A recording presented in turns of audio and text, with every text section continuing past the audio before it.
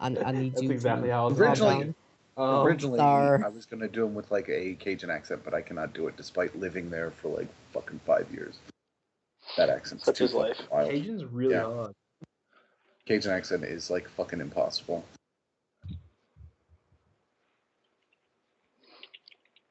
I fucking love the customer service. So yeah. I mean, he will. I mean, I assume this is my take on the matter, and you guys can, you know, whatever. If he is going to wait for Pancho to get here, then we're going to wait. But if he eventually loses his cool and goes in, then we just got to do this, you know, down and dirty.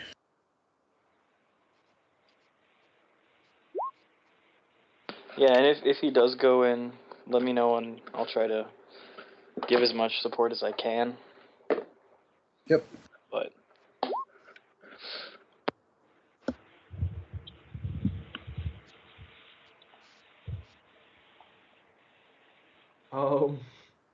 So do you? I mean, that's up to you, GM. He is your Are dude, you or going to so. roll any dice to attempt to pacify it, or are you just going to appeal to sweet reason? I'll roll con. I have it loaded, so. yeah. I'll lie him to calm down. That'd be probably more along the lines of saying, you know, we have to wait for Poncho because he's the one who can deal with this kind of specific enemy and is the specialist at keeping people alive in tough situations and so on. Okay, no. You're not gonna succeed. You haven't talked him down, but he waits anyway. Like, it's not you, it's something else that's staying his hand. It's not even that, like, your argument about the safety of his daughter if he goes storming in there. In his mind, like, horrible things be happening every second he isn't storming in there. It's something else that's happened, possibly while he was with Dr. Feelgood and Poncho, that's actually causing him to halt. But he's still real fucking pissed. He's pacing back and forth. He's muttering to himself in Japanese.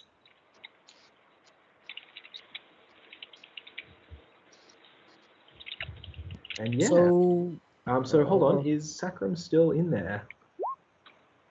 He's still inside the thing. Where are you specifically in the grounds? He's probably staying behind the building at the moment. All right. You're keeping a good watch out, right? You're looking left and right. You know. Yeah. Yeah. Okay. You look left. It's also. And then you look right, like you're doing your left and right checks basically, and you weren't looking away for like more than a second, right? But when you look back, there's 3 guys standing there, like right near you, not like up in your face, but within a couple of feet, and they couldn't have fucking moved that distance in that time, and they're standing completely still when you look at them, like when you look over, like it's like they just fucking appeared there, and they're dressed like 1920s gangsters. They got fedora, big fucking hats on their heads, big overcoats. You know, like fine like fabric suits underneath, and like, you know, one of them's holding. They're not holding any weapons that you can see, but they're grinning at you.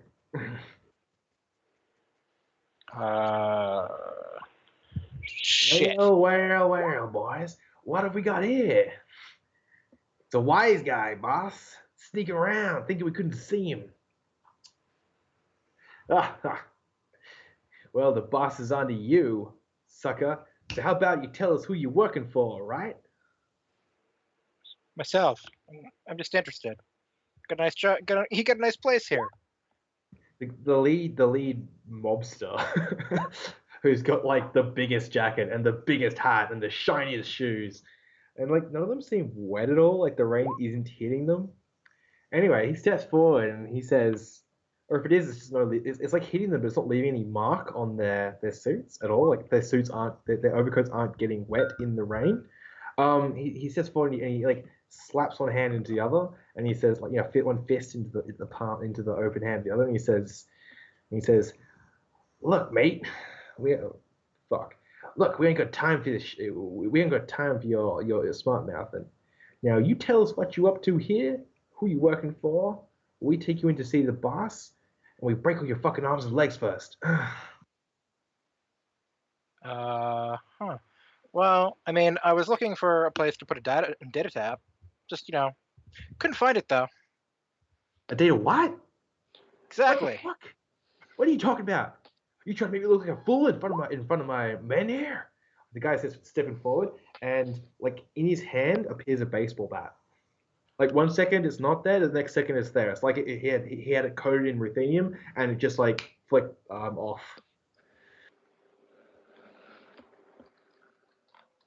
And he's within striking range now, although he hasn't struck at you.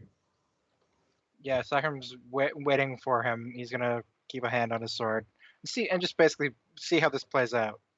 Yeah, he said to you like, I did a what? What the fuck? Are you trying to make me look like a fool in front of my boys here? No, You trying to be a wise guy, huh? No, I think you're doing that just fine on your own.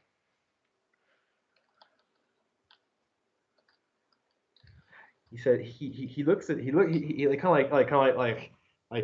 looks at his like turns and looks back at his like half looks back at his two friends like with this kind of like swaggering so like who the fuck is this guy sort of expression, and then like he doesn't turn back to you, he just like from half turning back he's suddenly swinging at you, so he's attempting for surprise, but it's not exactly the subtlest thing in the world. So he's going to attack you. So we're going to be in combat. So if everyone who's involved in this combat, so everyone but Poncho could roll their initiative, that would be helpful. And I don't have an initiative tracker or a map or tokens for this fight, so we're just going to have to sort of ad-lib it a bit. That's all right. Fine by me. If you just click the initiative, there's an initiative thing in the drop down of on Roll20. It is one of the 5 or 6 buttons. Yeah.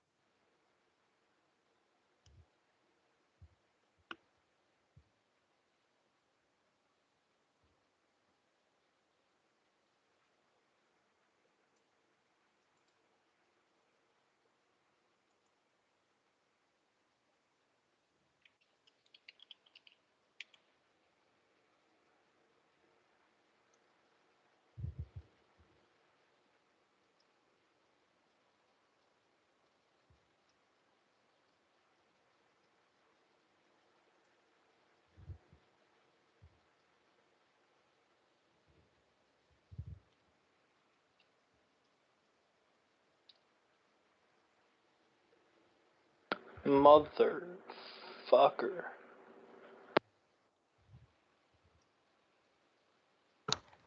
He's slightly cybered. Right. Just slightly. No one has sensed him either. Just putting that out there.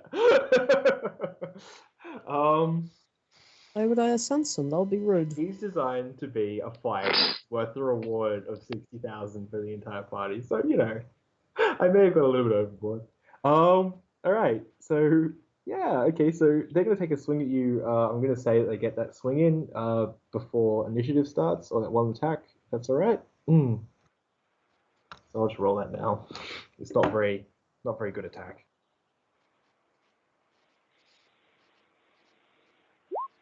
So Sakram, can you roll to dodge, please, at no negatives? Except for background count, because I Except have for background count, yes. Yeah, because I have common sense. Though, fortunately, I did put heightened concern on earlier, so that's a thing. Yeah. So double check how many points I have in combat sense. 1, so it doesn't matter.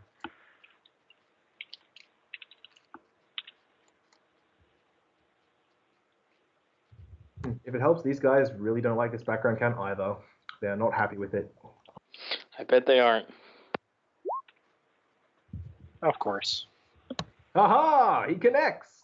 but dang! He hits you with his totally real baseball bat, and it isn't an extension of his form in any way. Call it. Shut up. Wait, what? I only figured it out. I only figured it out when they appeared. Yeah.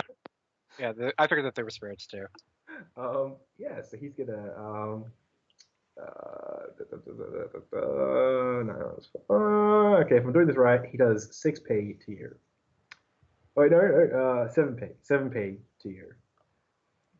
With minus 4. -4. Ouch. Shit.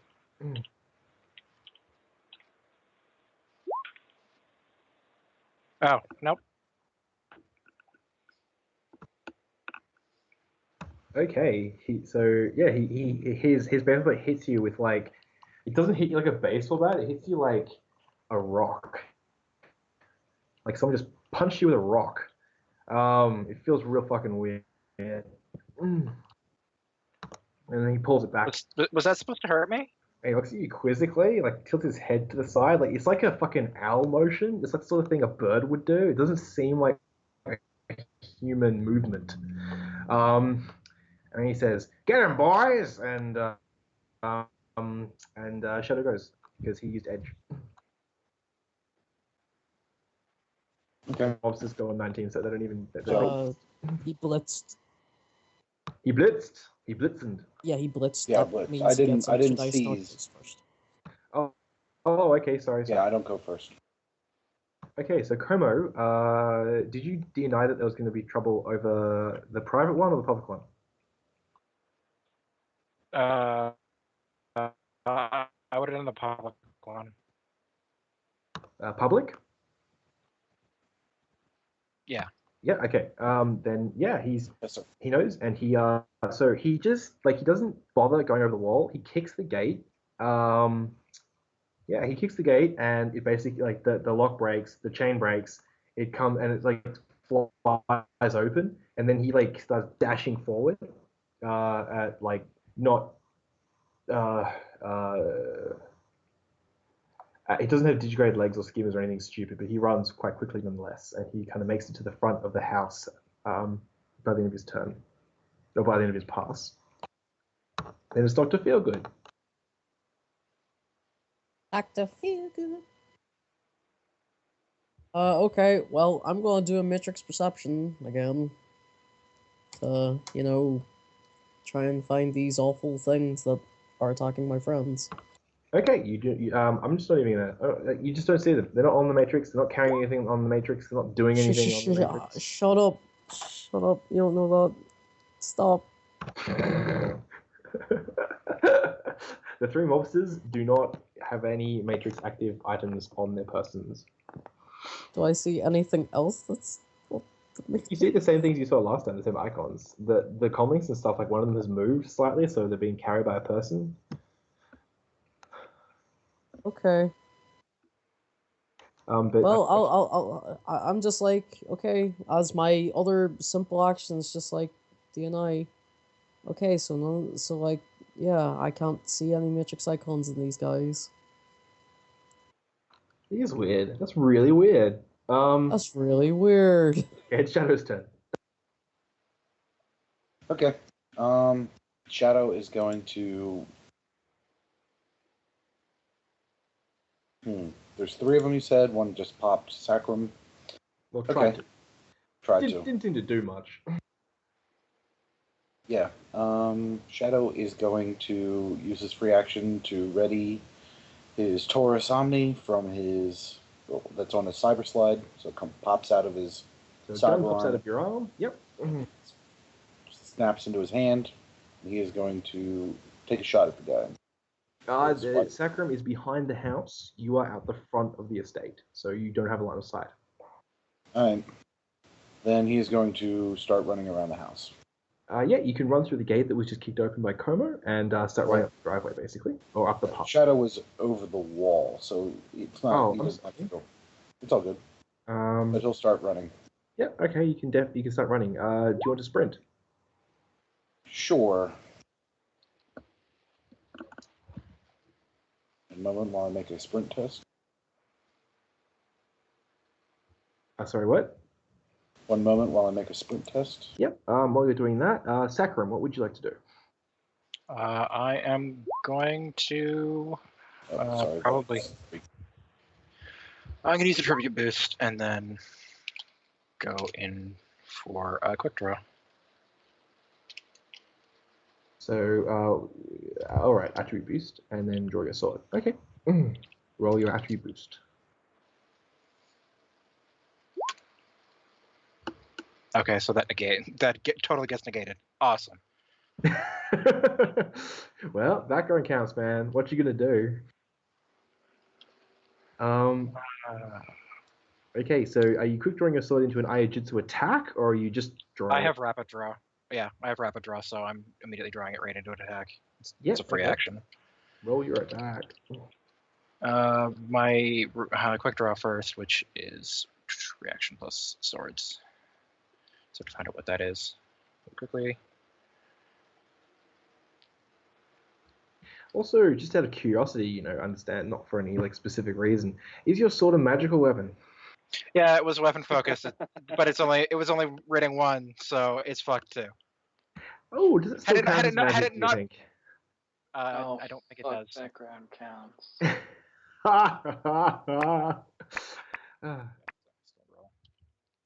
This is awful for everyone involved. Hey, it's not awful for me. I'm just in the car. That succeeds. Don't be that Decker, man. Don't be that Decker. Hey, I Always have be to that be. Decker. Oh god, and that's the actual attack. Oh, okay, 3. Well, he'll try to. He'll be dodging that. Attempting to, rather.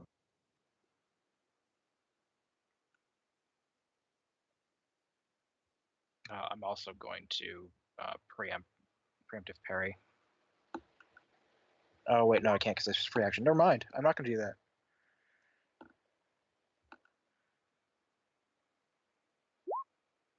Okay, so with one net hit, how much damage do you do? With 1 net, that would be 9p minus 2.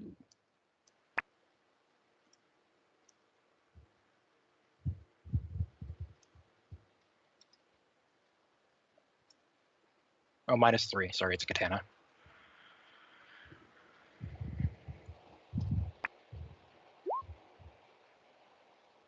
Okay, 9p, you said. Okay, so that's you slash him, and he looks surprised, and also his wound doesn't bleed, and the surface layers of the clothes he's wearing are melded with his flesh, so there's not a difference. There's no you cut with the flesh; it's just all one thing. So his deception is revealed. He's not a mobster; he's a spirit. Yep, I immediately did that. Spirit 3. He's a spirit with realistic form.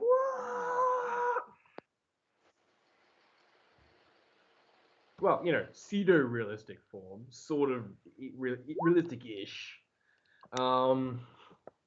esque. Okay, so yeah, he staggers back and he's like, "You little weasel, you really let yourself in for it now." Not based on how you hit me before. No, you're little bitches. He growls at you, and it's like a noise that sounds like gravel, rumbling against itself. And it's their turn. So I'm gonna have them all. I'm gonna have okay. So they all step in. Actually, no. The 2 mobsters behind him both open their hands and shoot lightning at you. But it's feeble, flickering weakly, something the background count that's draining you is hitting them a lot harder. So I'm just gonna roll it as a single attack because they're so weak and they won't do anything otherwise.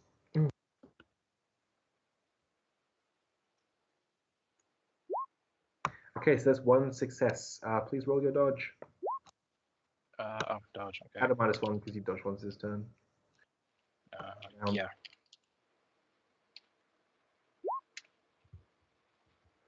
Okay, you get out of the way of the lightning, which it's the feeblest fucking light. It was force 1 lightning, all right. Okay, and then the lead monster is going to come back in with his club, with his baseball bat rather.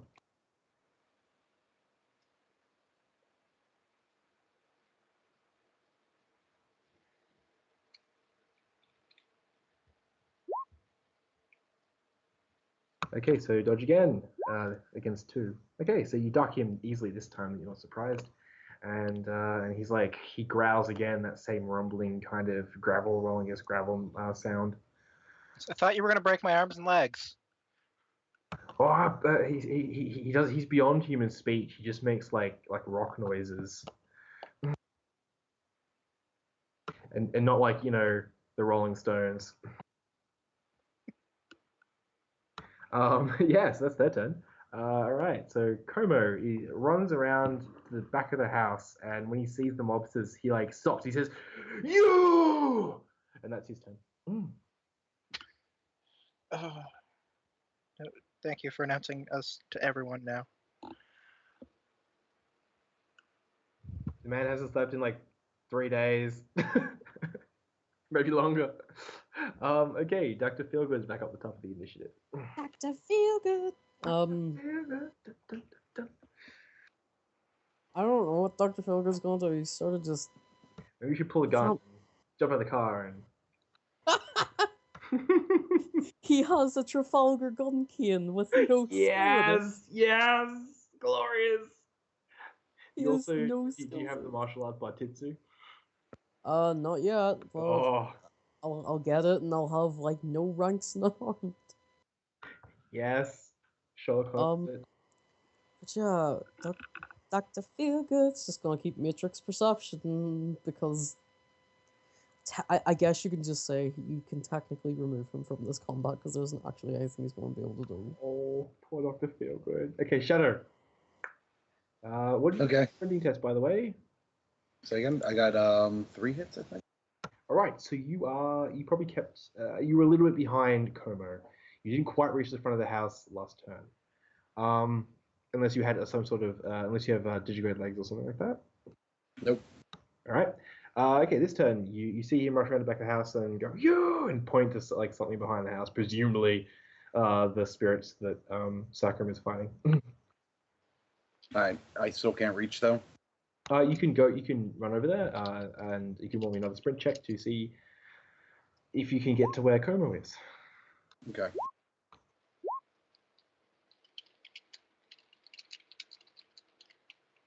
Huge bitches. Look, they're in a rating. They're in a freaking background kind of 4, right? It's not their fault. They're to be here. So I've moved 22 meters twice, so that would put me at 42 meters. So I don't know how far. That's exactly what you needed. The 3 successes, and you get there. You basically get to where Como is, and you can see. You look left, and you see 3 mobsters, and you see they're really just failing to deal with Sakram. And that will be your turn. So Sakram. I guess I'm going back in on guy I hit before.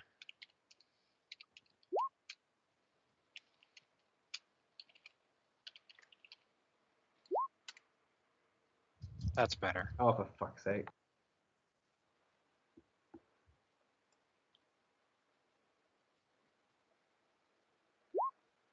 Okay. How much was that again? That would be 12p minus AP minus 3. Okay. You basically you slash it. You know how you slashed him across the chest before and like cut this big hole in his clothes and flesh and revealed him as a spirit. You basically get slash that same slash again, and you cut through so much of his form that he just like starts dissolving into muck. Like he's actually turning into dirt. Which is like slopping onto the ground. Like he's bleeding like chunks of himself as dirt, and he like coughs up some dirt, and he goes, "You stolly," and like explodes in like gravel and dirt and rocks. The 2 other mobs just kind of like look at each other like, "Holy fuck!" So you do want to keep trying me? There's their turn. You say that they like look at each other and they both just fade out and disappear. That's what I thought. Yeah, and so Como and Shadow both arrive. Well, you see the guys disappearing, and like it's obvious now these are spirits. Spirits can disappear and reappear. That's common knowledge. But normally a spirit doesn't look like a person. These guys look not exactly like people. Like they were pretty weird looking, but enough like people that they could pass as human, sort of human anyway, some kind of metahuman. You hear a raised voice from inside. You can't tell what it is or if it's male or female. It was a single shout. And Como like looks up and he goes, "Sami!" And he like starts running around to the front of the house. Yeah, I immediately, in a very loud voice, inside now. All right. Okay. So what's Shadow doing? Shadow is going to. I'd imagine there's windows and doors on the back of the building. The windows, yes. Doors, no. Okay. Well, he is going to hop Window is into now a window. door. Yep. Yep. He's going to pull himself up to a window and go through it. All right. Okay. And what is Dr. Feelgood doing? Chilling in the car. Chilling in the car. All right. That was not. That was me speaking, so I don't want to okay. speak. Sorry. Dr. Feelgood. Doctor. Feelgood. I might have unplugged my mic by accident. Dr. Feelgood's gonna be keep on Matrix. No, come on. You know that's not working. You know why that's not working? Is that what? Is he going to sit No, there I and don't. just wait? I don't know why it's not working. Child's life's in danger, Dr. Feelgood. What are you going to do? It's not his problem. He's brittle. So he's going to sit there and say, I see nothing, I hear nothing, I am the calm. I see nothing, I hear nothing. I mean, he'll get out of his car. Doesn't have to. Doesn't have to. No. I'm just saying. Yeah, man. Do what You Dr. know Feelgood the would do. Matrix is not working. And based on that, you can still stay in the car, but it will definitely act of cowardice then. And that's fine. It's cool. Dr. Feelgood will go and. Does he do it like that? Like he's like, ah. No, he goes and it's like, okay, guys, Dr. Feelgood. Dr. Feelgood is tired. Oh, okay. So Dr. Feelgood gets up, gets out of the car, starts walking down the path to his death, resigned, softly singing. Poncho's going like, what the fuck's happening over there? How far out is Poncho at this point? I'm sorry. Okay. Can I shorten that in some way? You could roll me a drive check, and you could tell me how recklessly you drive. At this point, fairly. But there's also the whole getting stopped by the cops thing that would put a damper on having any impact at all. You can like have cops say stop, and then try to lose the cops, and that would a higher rating of speed, I'd say, than trying to abide by the speed limits and just hoping and going shit as you drive. Oh Lord. Okay, so.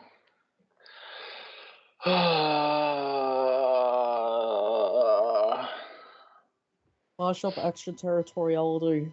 Done.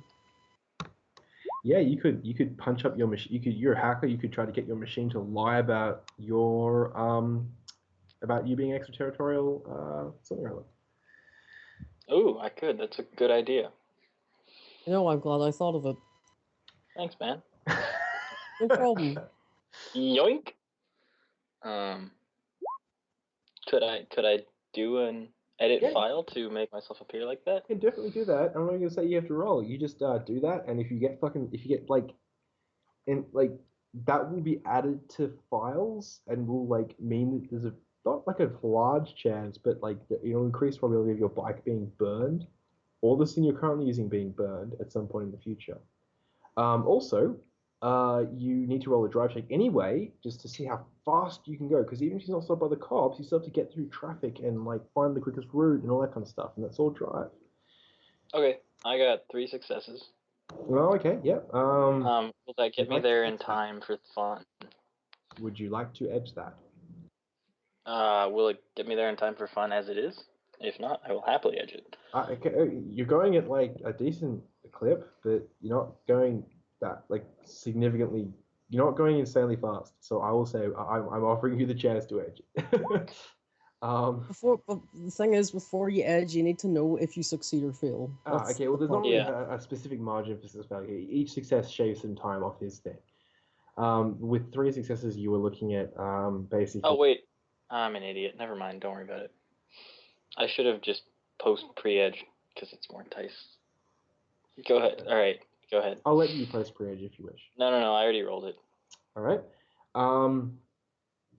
It would have been that same roll plus any extra dice, but okay. With 3 successes, you were going to shave off 5 minutes for each success, and you were going to arrive there in 15 minutes. With 4 successes, you arrive there in 10, and you're driving through people's like houses and things. You're doing stupid shit you might see in a Jackie Chan movie, basically. Okay. Like driving up like little tiny alley, like little tiny like bike paths and stuff that you just really people like desperately trying to get out of your way. You're like, I haven't got time for this. Okay, and so in the meantime, everyone's rushing inside the house. Shadow's going in through the back. Coma's going in through the front. Where are you going, Sacrum? I'm gonna go through the same window Shadow went through. I'm just gonna roll right through. Yep. Let me just grab a picture.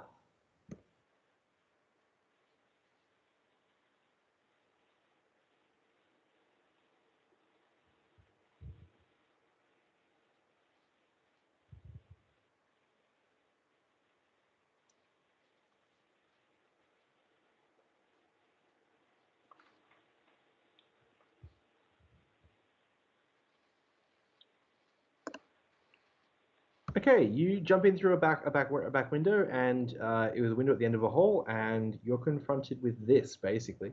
There are stairs that are going up, and there are doors, and the decor is old, and the decor is creepy, and the background count both increases to 5, and is now has an additional aspect. It's aspected to both death and fire.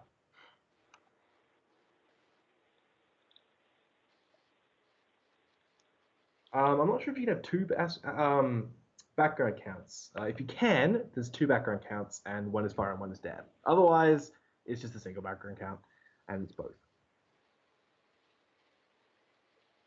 I'm not. Yeah, I don't think you can have 2 background counts in the same location. Yeah, well then it's just a fire death background count at the same time. Regardless, inside the house there is like fire as a background count. People dying in house fires is probably the specific thing it's aspected to. People burning to death. Gosh, that sounds hard. That just sounds awful. It's a good thing I do not feel any of that. Oh no, you feel it. Every person feels it. It's just that it doesn't directly affect you unless you're a major in it. It's still it's like a tingle up your spine. Otherwise, it's a bad feeling, a gut feeling. Did it happen on the Matrix? Nope, I don't feel it. Fuck you. Oh, I'm a technomancer. Fuck you. Do it on. Anyway, yeah, okay. So you guys jump into the hallway, and are you going to head left, right, under the stairs, or up the stairs? I'm gonna just cut down one of the doors. Either cut down or kick in one of the doors just to see what's in that room. So which doors? Left, right, forward? I'll hit left. Okay, you kick in the left door. Inside is like a cast iron bed frame, like the kind of ones you see in old hospitals.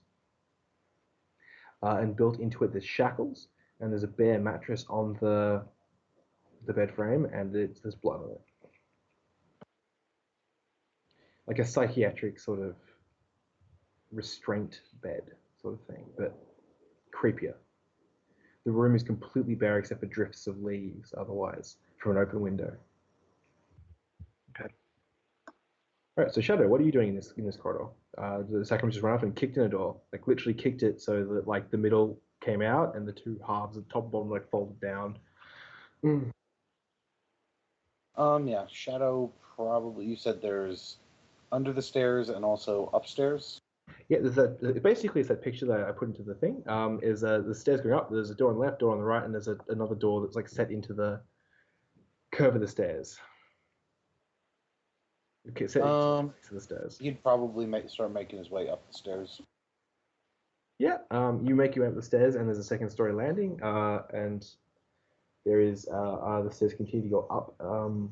Actually, no, they don't. There's a different set of stairs that goes up to the third floor, but this set of stairs ends at a landing, which has a further corridor going forward, and there's 2 doors on the left, 2 doors on the right, and a corridor going right. So like there's a corridor going right immediately, and then there's 2 doors further up the. There's a hallway going directly ahead, and there's a hallway going right from where you are, and then there's 2 doors on the right on the hallway going ahead, and 2 doors on the left on the hallway going ahead. And if the corridor going right doesn't have any doors that you can see, but at the end of it, it turns right, and you guess that there's another set of stairs up there from what you saw at the outside of the mansion, leading up to the tower. Okay, and from the front room, you hear someone shouting angrily in Japanese. It sounds like a challenge. From the front of the house, rather. The house is talking? Sorry, what?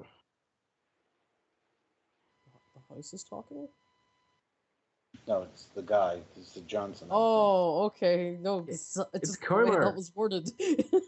Como is yelling something in Japanese extremely loudly and extremely angrily from the front of the house. And going back to our picture of where Sacrum and Shadow entered, probably the front of the house would be the door on the right. I should have mentioned that earlier. I'm sorry. That would be the direction of the front of the house anyway. Okay, Dr. Feelgood would be like, hey, maybe don't shout. So Dr. Feelgood, where is Dr. Feelgood at the moment? I don't know where Dr. Feelgood is. He got out of the car and he's walked in through the gate, the kicked-in gate? Yeah, that gate. Yeah, and he's going to walk up the path towards the front of the house? Yeah. Okay, so you're about halfway. You're nearing the front of the house when you hear the shouting coming from inside in Japanese. And the front door looks like someone's broken it. Like broken the lock and then pushed it open. Or Phil's going to be like, golly, like, everybody's so mean nowadays. Why can't they just, like, open the door like a normal person? And just walk on and with his walking cane. All right. So Sacrum, you've seen this room and its implied horror. What are you going to do now? Gonna check the door under the stairs. Okay, you open the door under the stairs. It opens onto another staircase leading down. Then he'll head down. All right.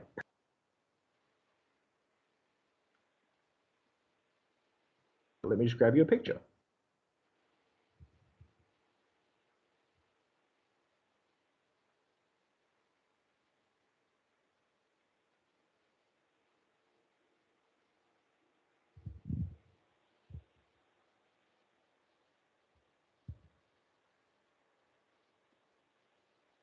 Okay, heading down the stairs, you come across a basement that is full of dustless items. There is no cobwebs, there is no dust. The wallpaper is old and faded, but everything is in good nick and well kept up. It is full of knickknacks and odd machines, especially ancient ones, like from the like 1850s to 1950s sort of thing.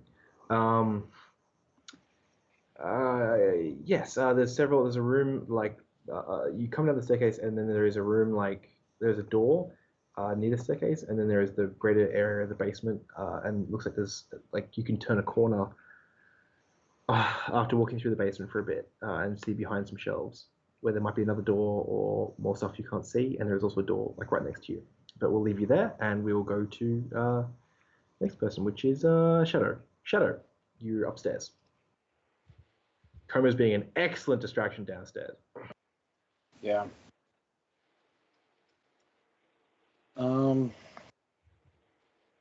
Shadow's a little worried about going too far away, but I guess he'll start checking the doors that are on the hallway that are straight forward.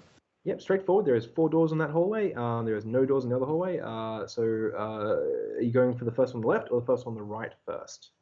First on the left. Okay, you open that, and there is the room is completely dark, and there is no lights on inside. Assume you have some way of seeing in the dark. Yes, I have low light vision. Okay, it's still very hard to see because there's very little light up here. This room doesn't have a window, but there is but you see like old children's toys covered in dust and like one of those really old style like cribs with like a mosquito net over it. Ugh. Okay, I'll close the door right away. Shadow's not If interested. there was a person if there was like an 8-year-old girl inside the crib with the mosquito net over it, you wouldn't be able to see unless you went over there and checked. All right. Yeah. Gonna get spooked. I mean, there's also a wardrobe that someone could be hidden inside. If I'm mentioning a place where people could be hidden. Yeah, he'll start to approach the crib, I guess. I mean, kind of heebie-jeebied, but... Yeah, you steel yourself and grab the netting and pull it aside, and there's nothing in there. Just a pillar and like an old stuffed toy with a missing eye. Ugh. Okay.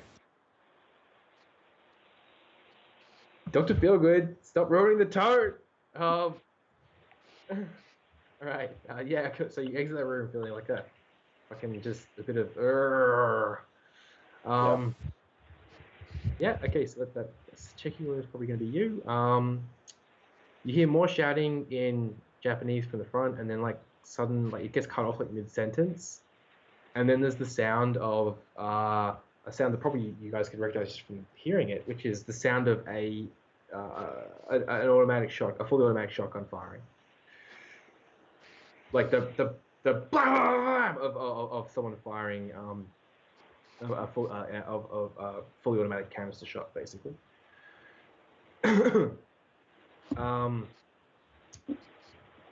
And Dr. Feelgood, you're at the front door and you're hearing like copious gunfire from inside. What do you do? Dr. Feelgood. Turn around and walk back down the path. Like, oh boy, I sure did come to get shot in the face like this. Dr. Feelgood's like, okay. Where is the gunfire coming from? Is it coming from the place that Directly Coma in the was? next room through the door, the front of the house. Oh boy. Look, you can just not go in, okay? Like, I'm not forcing you to do anything. It's up to you. Oh no, Dr. Feelgood, he's gonna be like, hey, Como, what's going on? Okay, so Dr. Feelgood, like, because the door's been like broken into, but it's not fully closed, but it's like kind of pulled to almost. So you have to open it, and look inside. Sure, I'll get my can and I'll just push the door open and be like, hey, Como. Hey, Como. Okay, inside you see a snake. There is an entryway, not like a thin little corridor entryway, but like a big room. Like almost like a combination, like a high tall space. So it's like that takes up room for the second story. So it's got that tall ceiling. It's kind of like a combination living room and entry hall. It's very, very big. The entire front of the house, pretty much. And inside there is a piano to one side. There is like a kind of a sitting room area with a fireplace on the other side, like so it's right and left. And then directly ahead of you there is like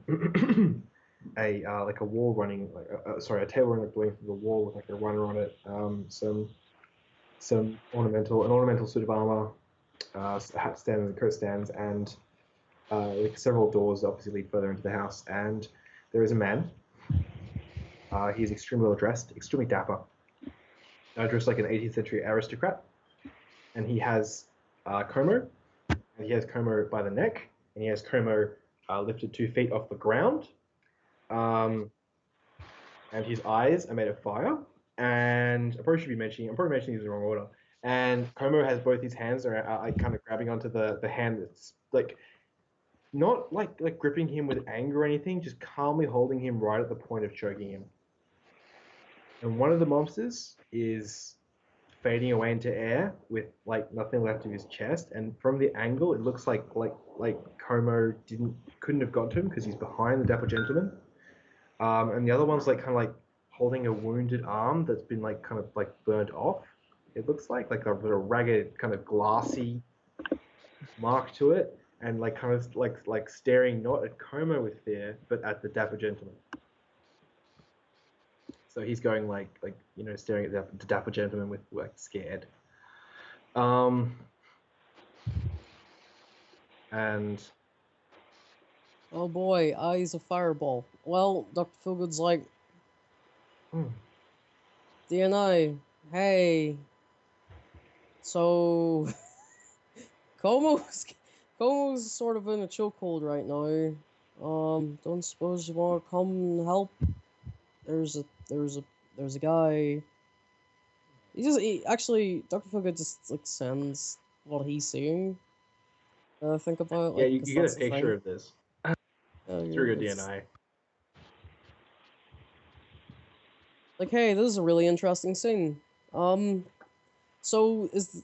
nice Dopperman. He's just standing there with Como in a choke. He's got one hand behind his back, and one gloved hand around Como's neck, and has lifted Como from the ground. He's like looking at him like a man might study an insect. And then he turns his eyes to look at you, and you're dressed quite well, yes? Yeah. And you're carrying a cane. Yeah. And he says, Maybe, is this nice Oriental yours? That's offensive. Finally, a gentleman. Wow. Possibly. Hi. He says he takes out his hand that's behind his back and snaps his fingers at the remaining mobster who like flinches. And he says, Antonio, take the gentleman's coat.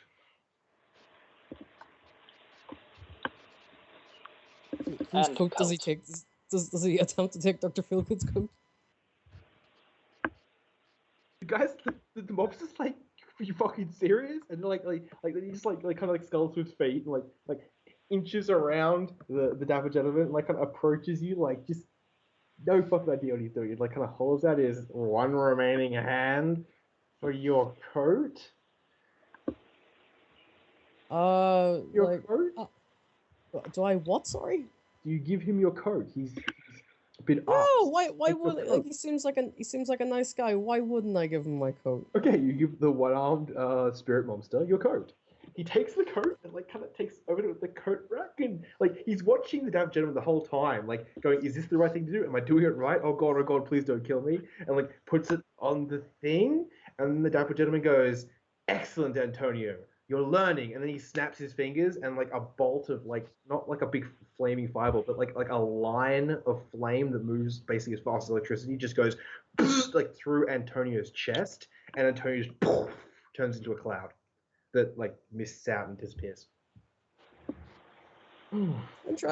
Interesting company you keep. He says, "I'm sorry about the help. You really can't get it these days. Like while you're having this discussion, Como is just slowly choking to death."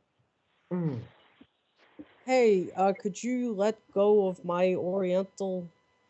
I assume, like, did he cause problems or something?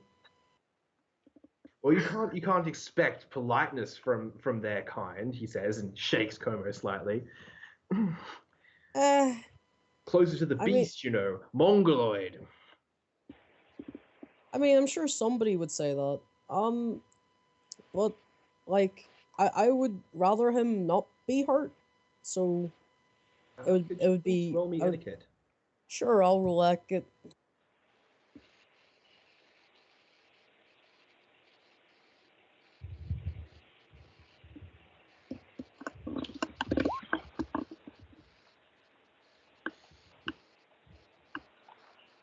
Alright, he frowns and then he says, "Well, everyone must have their hobbies," and throws Como at the ground, like, so he'll, like not towards you, but towards the ground at his feet, hard enough that, like, you hear bones breaking as he hits and bounces and rolls and hits and bounces and rolls and hits, and, like, basically comes to a stop in a shambles at your feet. Dr. Feelgood DNIs. I hope those bones were, like, titanium or something. Because that sounded like it hurt. Also, I'm not a racist. That is literally the order he puts that in. Como is less worried about your cure run. He's less worried about your racism at the moment than he is about like the fact he was just choked nearly to death and had several of his bones broken. He's titanium bones broken. Yeah, that's yeah. So Dr. Feelgood, like, so to what do I owe the pleasure of? He says, "Oh well, what should be what do I owe the pleasure?" And he gives a little laugh. He says, "What brings you to my humble abode?" Well, he says he looks down at Kiro and he says, "I guess," and like with like a kind of like a distasteful expression. I can guess. He came. This man. He walks over and sniffs him, and then he goes, "Came for his daughter, no doubt." It seemed that way. All right, so we're just going to jump away from that for a second. Your desperate attempts to make small talk. Sacrum, you are downstairs. Where have you Yeah, gone? I'm going to open the door that's next to me.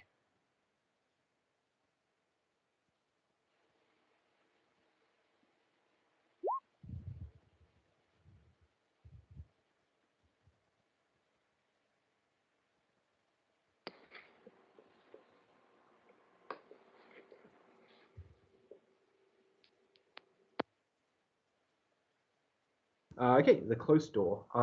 You open it. Inside there is a room with a whole bunch of dusty shelving, which is mostly clear of items. A small window at the very top, which leads to the outside world. A little double glazed window lets in some light, and there is a mattress on the floor with um, blankets on it, and there is like kind of like all these plastic bags full of food and water, kind of spaced around the place, up against one of the walls rather. Like the kind of things a human might need to survive. There is not, however, a little girl. Okay. So then I don't really care what's in the room, and I'll head down the hall then to where the bed was. So you had gotten to the bottom of the stairs and were in the basement. Right.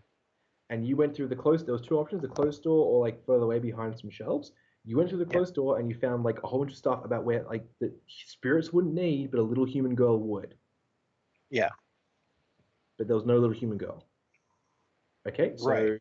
that was fairly close. So you can actually start back up the stairs or start back across to the basement before the end of your go. Yeah, he's gonna go down towards the bend. He's gonna head back down to where the other to where it goes around the corner, rather than back The upstairs. bed was in the room with the door that you just opened that was near you, right? And Oh, if we look at the picture on the thing, the kind of like you see where the stairs come down, there's like right. a kind of doorway near basically right next to the grandfather clock, but further back behind the stairs. That's Right. the door we just went through. There's a bed and stuff in there, and the thing that's behind the shelves will be behind the point of view of the picture. So over Oh, through this area. right. So Sorry then he'll go about through. that. I really should have a floor plan for this. So are you going to head back up the stairs or go? You're going to cross the basement, right? So you're going to start towards the other area of the basement that you can't like immediately see. Right. Okay, so Shadow, you're upstairs. You tried one room. Yep. Did not find the girl. But I know that there is commotion going on downstairs. Oh yeah. Yes, definitely. Yeah. So Shadow is going to start heading back downstairs. Okay. Yeah. You can definitely head back downstairs, and you probably even open the door leading to the front of the house before the end of your turn. But that's all you'll be able to do. Okay. I'll do that then.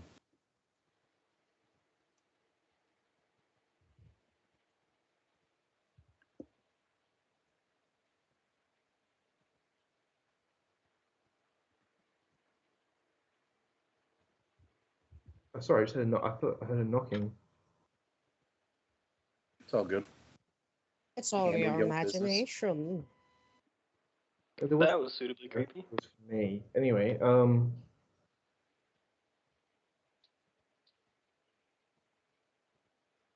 so sorry, what was that? Did you decide to open the door, or?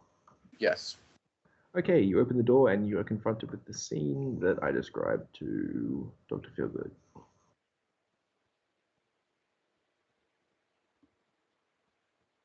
Yeah, I mean, provided the guy doesn't turn to him Shadow isn't really going to say anything. He'll just have his pistol ready, pointed at the guy, effectively taking aim for a combat turn or whatever while he lets Dr. Feelgood talk this guy down, hopefully. Probably not, but maybe.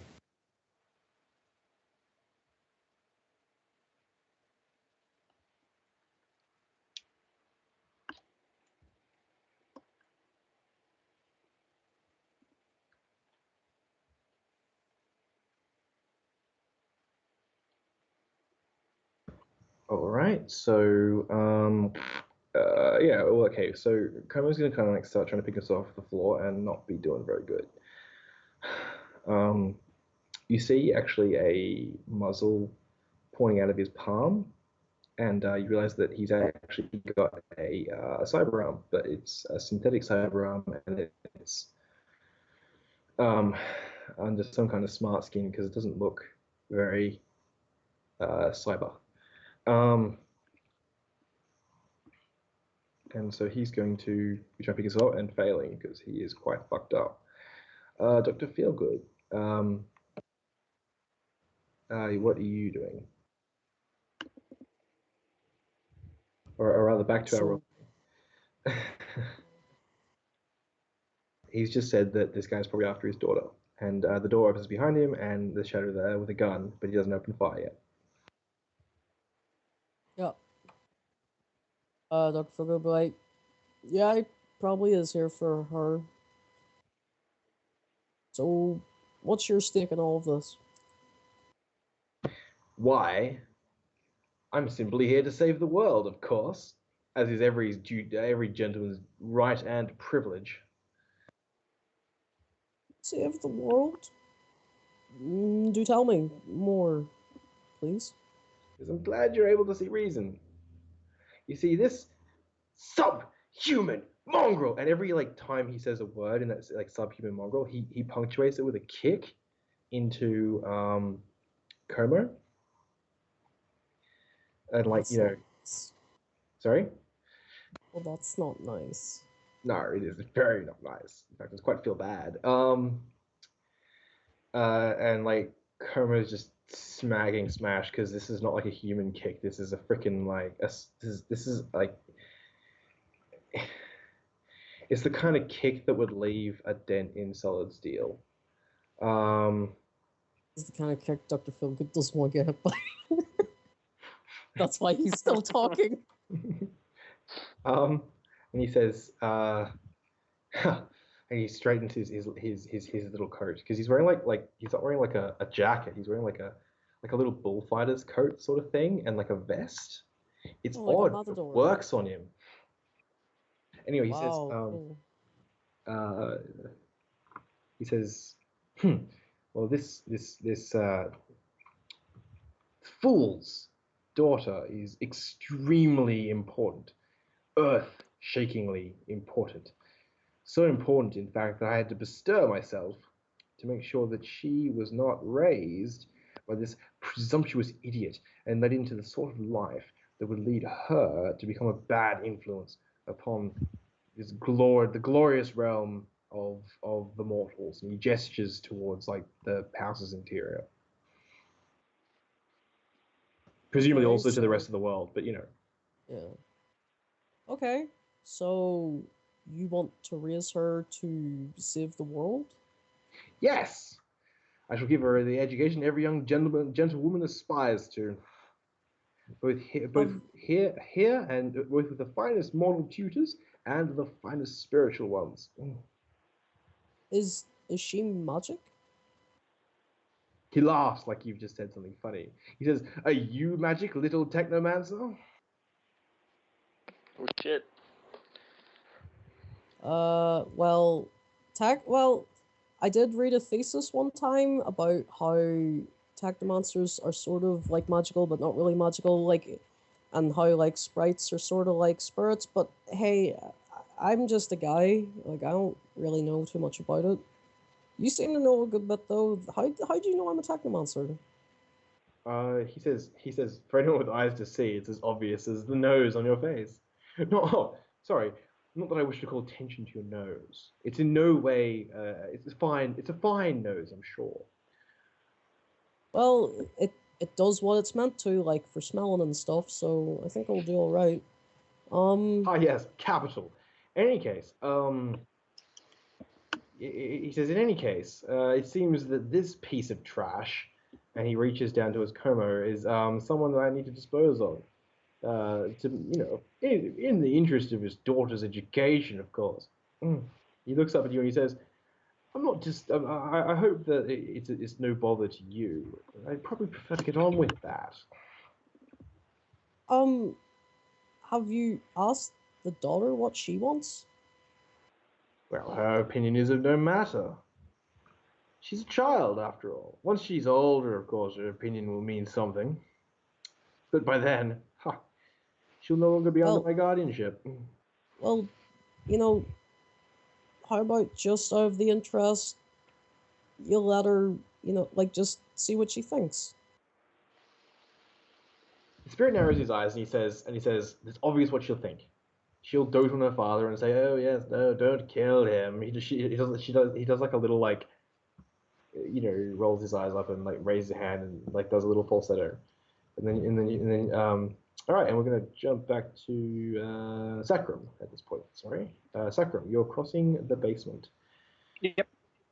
You go behind the shelves and you see there's another door kind of hidden away on the wall there behind the shelves. Okay, so I'll just go and open that. Yeah, inside there is. You open the door and it's like a little, like really little long, thin storeroom. At the far end of it, there is a scared, frightened-looking Asian girl, around 8 years old, being held, grabbed rather, by a mobster who has one hand over her mouth and the other hand is kind of like restraining her, stopping her running away. And he looks up and he sees you. I wave, like, hi. Or rather, she sees you because it's it's like a flapper. Okay.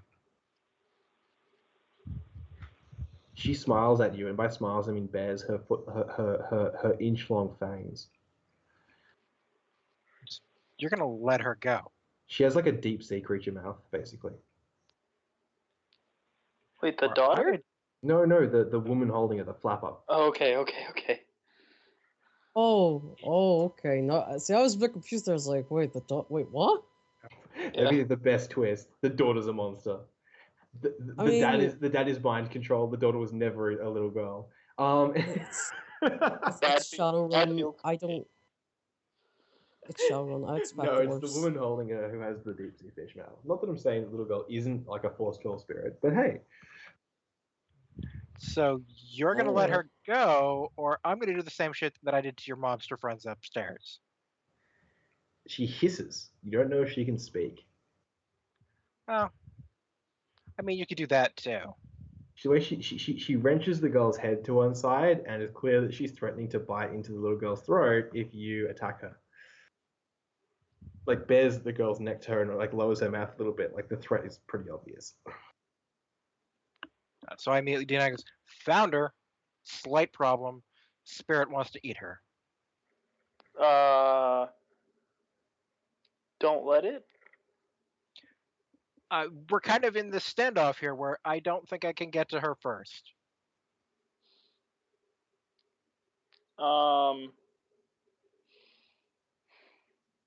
This isn't a good situation, guys. So yeah. So the person that the Dapper Mom wants to kill Como.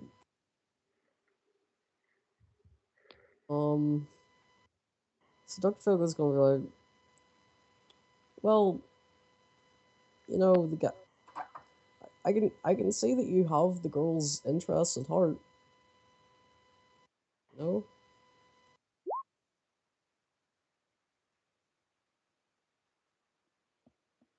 Hey Jeff. Yeah. Here. Okay. Sorry. Okay. So we go back upstairs. The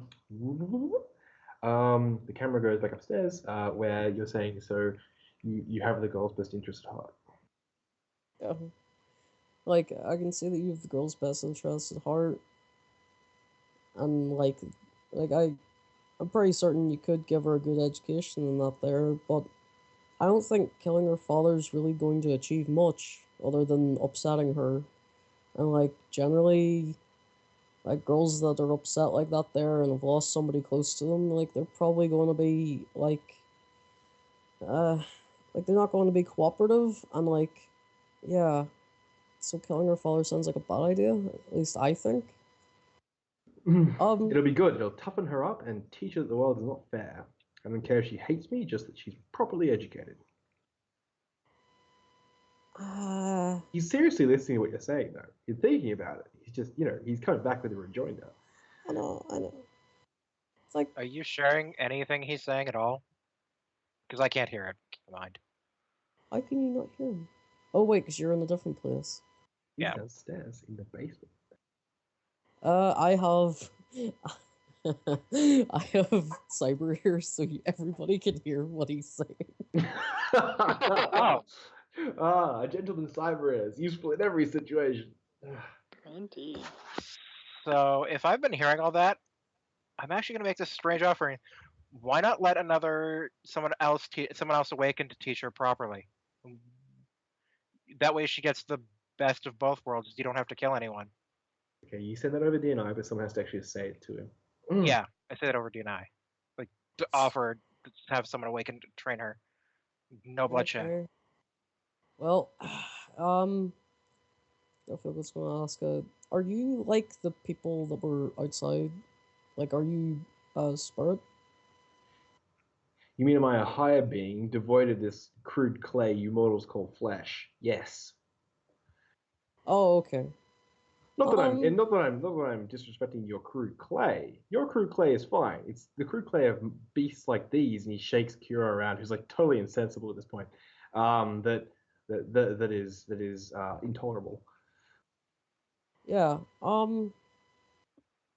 So, can you tell me a bit more about the prophecy that you said?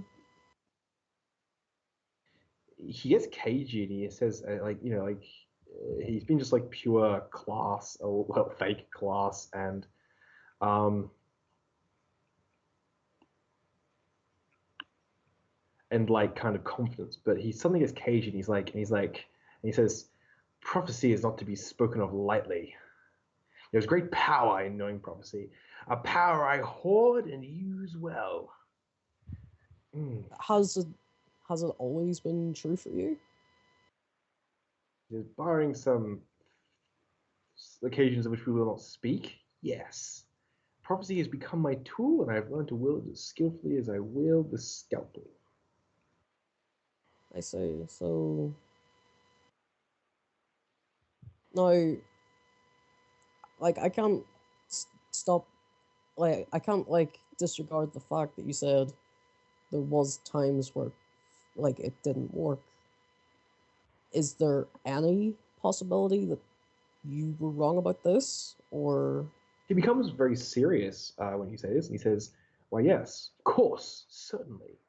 There is every possibility that I'm wrong. But then again, there is every possibility that I'm right.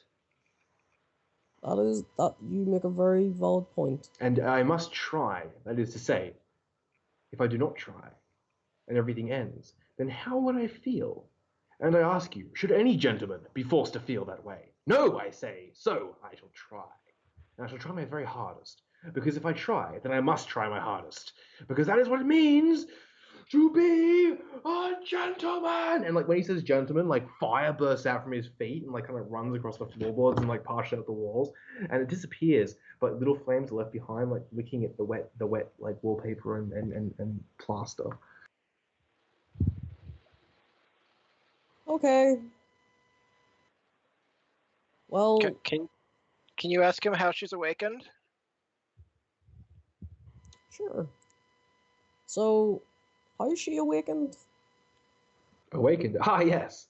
You mean able to sense in the most minor ways the flows of the power on the astral planes? Yeah. She is not. Not in the way you'd Oh. understand, anyway.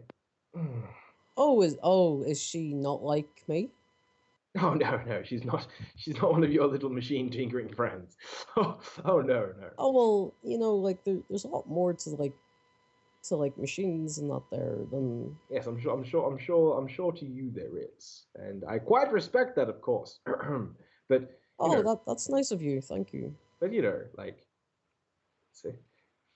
it's not of world-shaking importance. I guess. Like, no, the powers that are prophesied to destroy the world are not of such common ilk. oh, are they of like some magical means then? Everything's magic once you get right down to it, he says peevishly. Obviously this discussion is getting on his nerves. He says, but you will just have to take my word for it, as one gentleman to another. She's prophesied to destroy the world, and her education is of paramount importance. Is there nothing I can dissuade you from this path? And he says, after all, we wouldn't want the world destroyed improperly now, would we? That would be just intolerable. Nope. And he says, I'm sorry, but, yes, I'm afraid I can understand the gist of your arguments. You feel that this piece of filth, he shakes Kura again, full of enhancements and bits and bobs and barely any human left in him whatsoever, should be allowed to raise his child or some such. But I believe, unfortunately, something quite the opposite. That she is mine now to do as I please with, and that you, sir, are interfering on my domain. Oh, well. Wait, are you referring to me as in I'm interfering in your domain? Yes. We also refer to as Sir here. The monkey behind me with his piece of metal. This machine in human flesh? No. You may have the occasional accoutrement, but you are, well, more of a gentleman than either of them put together. You, I feel I can actually converse with, have tea with. If I hadn't killed all my servants, I'd order them to bring me some tea. Oh well, I can always get more. Okay. Well, I don't want to infringe in your domain. I suppose, is this house your like domain? He says, my domain is my activities and what I choose to do with them. Oh, okay. Well, that sounds fair. Well, this is when Dr. Feelgood sends a DNI. What do? The guy ignites a little flame across his fingertips and he says, in fact, I should probably kill you just to make sure that you don't report my location to anyone else or my purpose. I'm afraid I've run my mouth a little bit too much. Well, as one gentleman to another, I would assume that you would know of the gentleman's code to not give away one's secrets from one gentleman to another. And he says, well, you'd hold yourself to that, would you? Seems to peer at you quite curiously.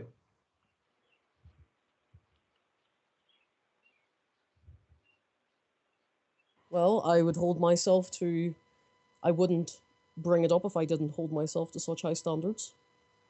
I'd like you to roll con, please. It's fine. Because while you're technically telling the truth, it's an implicit lie. No, it's fucking not. So that's my fist.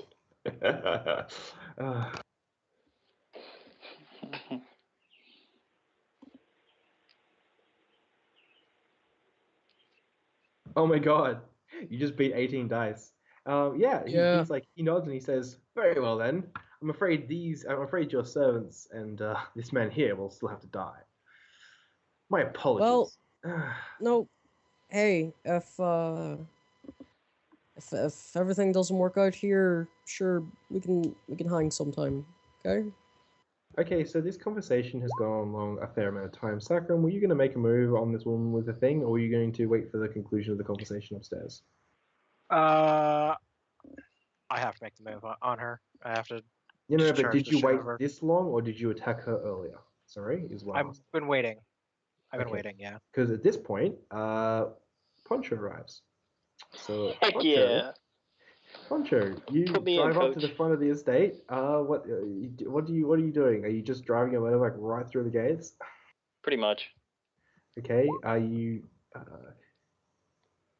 Okay, I'm just going to ask this. Are you ramping your bike off the porch steps through the bay window into the room with the goal of hitting the spirit with it? Into the room with the what? Hitting the who now? Are you ramping your bike into the room? Or are you Which going one? to stop your bike and... Okay, the front room of the house has a porch with stairs leading up to the front door. There is a big bay window above the stairs. There is a big open door at the top of the stairs. Are you driving a bike into the house, or are you going to stop your bike and walk into the house? Screw it. Yeah, we're gonna drive into the house. Okay, are you driving into the house slowly enough to be on the ground and going through the door? Are you driving the bike up the stairs at such speed that you get air off the top of the stairs and drive your bike through the bay window, which is the window, a big window above the door, and into the front room? I really want to do that because it sounds really cool, but I don't think I actually can. Why not? Because I don't have enough driving dice for that. I think you should. You could try to do anything, and I will tell you that I would give you 2 dice for coolness. Okay, I'll do it. Screw it. Put me in, coach. I'm gonna drive through the big bay window into the front, come skidding to a stop, and then do something maybe. Okay. That would be your driving, so pilot ground craft plus 2 extra dice for coolness to jump off the top of the thing, and it won't be and land that jump.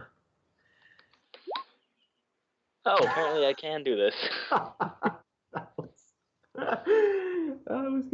I was just like, I have a description in my head for you, like jumping off the thing, going through the window, and then stacking it so hard, and now I don't get to use it. I have to think up a whole new description. All right, so you hear the sound of this motorbike, like some guy like on a motorbike gunning it super hard, and then it just gets louder and louder, and you realize that like it's in the garden, it's going up the steps. It's then like Poncho on a motorbike breaks through this huge this bay window that's over, above the door, like motorbike shards of glass. Dr. Feelgood ducking as the glass rains all around him. Poncho like landing the bike, just like spinning on the front wheel a couple of times, down, the bike's down on the ground, safe. And Poncho's in the room. All right. Okay. All right. So Feelgood is where? By the door?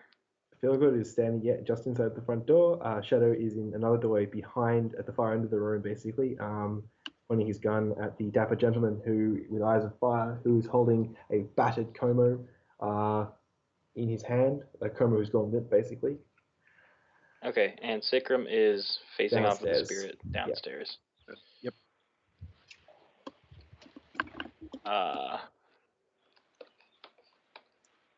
Bravo! Says the spirit with eyes of fire.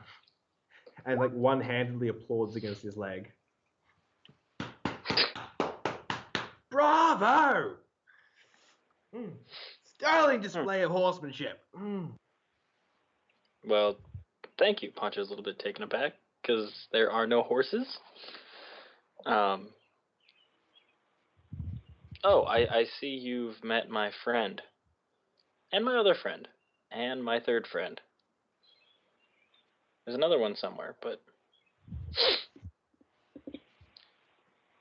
I think it would be nice if you let him go.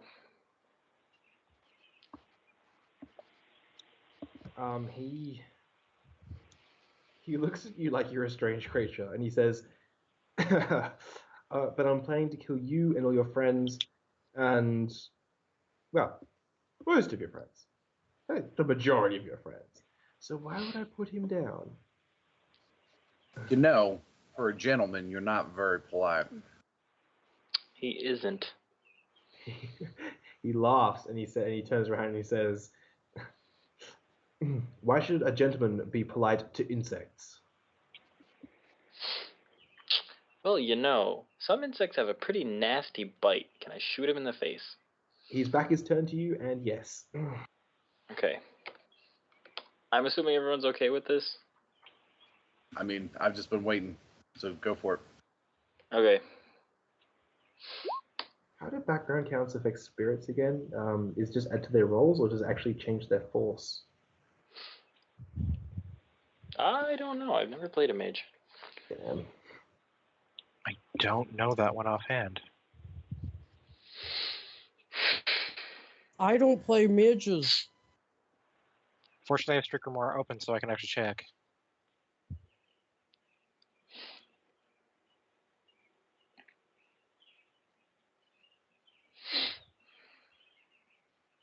Oh well. I'll just kludge it for now, and let's just keep going.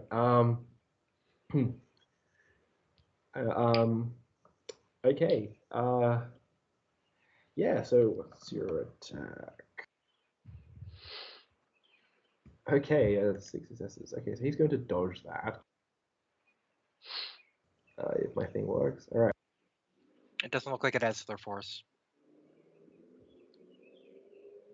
So it just affects their pools Yeah. if they're not aspected to it. Oh, he's aspected to this aura. In fact, it is his background count. Oh, He's a great form Yeah. fire spirit. really? Yeah. Yeah. That's Yeah. interesting. Okay. He actually just like steps to the side before you pull the trigger. But it's kind of too late to change what your finger's doing, so it pulls the trigger and you shoot, but he isn't. And like he does this while holding Como in one hand. And he like as he sits aside, he turns and looks at you and he goes and he says, as I said, insects. Take it we're rolling initiative now? Yeah. Yeah, that's fair to say. Okay. Okay.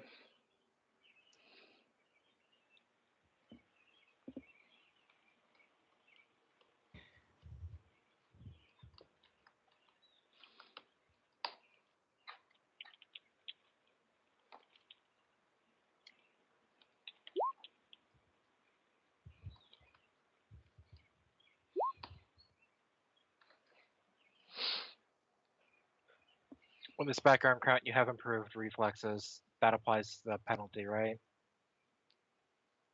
Yeah, you subtract the background count from your initiative. Yeah. Okay.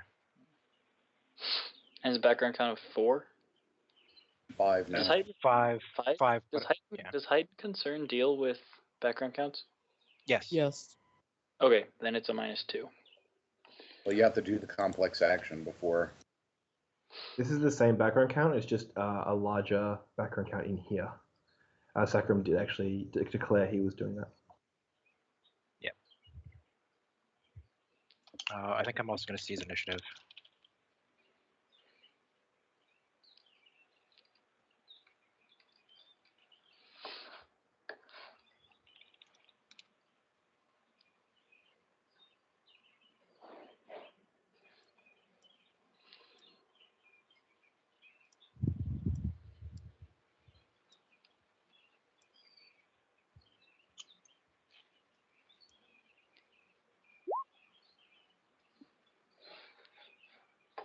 Yeah, so I should have 36.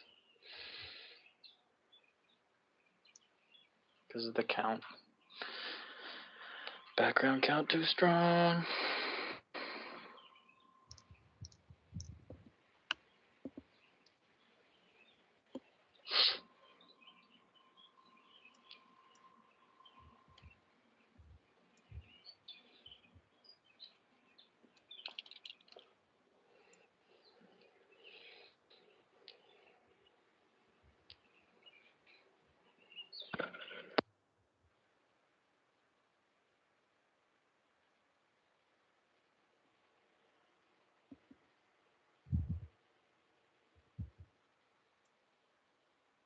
Who sees the initiative? Sorry.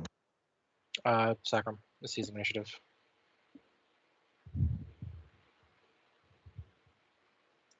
Okay.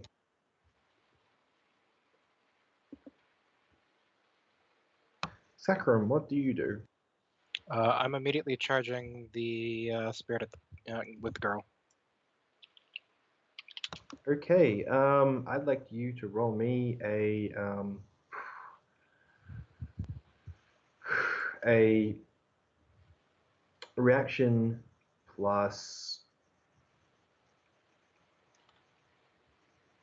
body test. because you're going to be trying to go move faster than she can bite. Okay, that's kind of why I was succeeding, but okay. Sorry, what? That's kind of why I was teasing, so that she specifically wouldn't do that. Yeah, but she had effectively a readied action. She was prepared for that. So yeah, would you like to use an edge on that? Yeah, I will.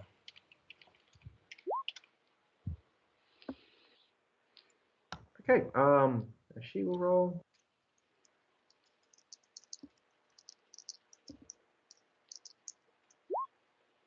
Okay, good thing you edged that. Yeah, she goes to bite, and you get there, and you can perform your round's worth of actions before the bite hits, such as, for example, attempting to block her from being able to bite or something along those lines. I'm gonna just stab her right in the face. Okay.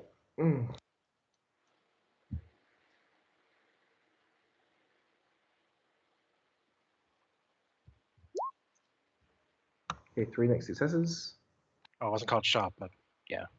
That's 11p. AP minus 3. Okay, so to soak that. All right. Okay, so you. Okay, I'm not. It's not quite dead, but I'm gonna fuck like this. She goes to bite the kid, and you stick your sword into her mouth, like from below, and drive it up, so it comes at the back of her spirit head, and like lifts her off the girl and pins her to the wall. So you stick your sword blade like between the gaps between two stones that are part of the wall, or two bricks, and like a weak point, a crack, and like slide into that crack. So she's basically suspended by her head, by a sword running through her head to the wall, like a fly pinned to a piece of board. Perfect. And the girl falls to the ground, no longer being held by the spirit.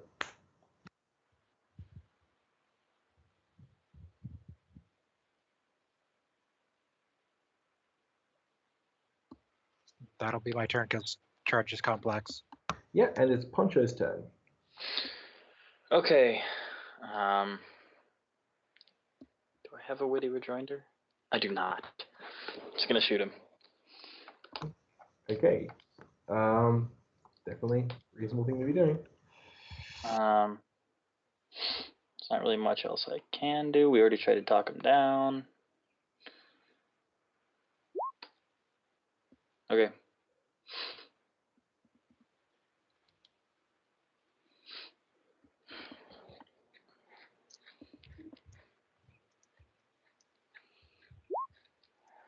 Okay, one net success. 12p AP minus 3.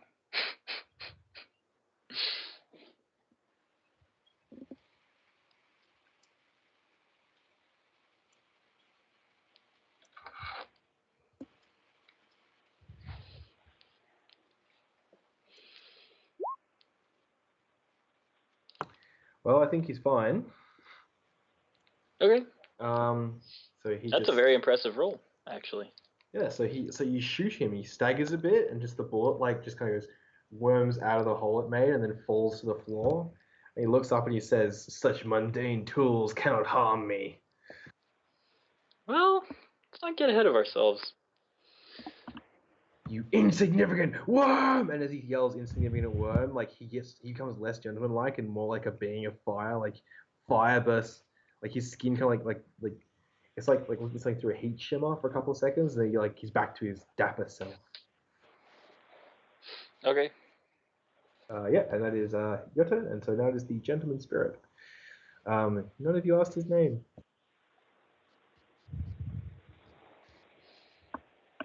What is his name? His name is Alale. Okay. He is Djinn. Ah.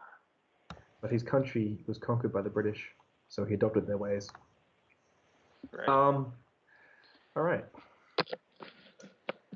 He's going to narrow his eyes at Poncho, and he's going to raise up one arm and like fire, like just starts gathering to it, like from some invisible, like just streaking bits of flame streaking from everywhere to it, including all the fire burning on the walls, and like it just condenses and condenses to like a white hot, like kind of like sphere around his fist, and then he like punches at you, and it like a blast of flame shoots towards you at ludicrous speed.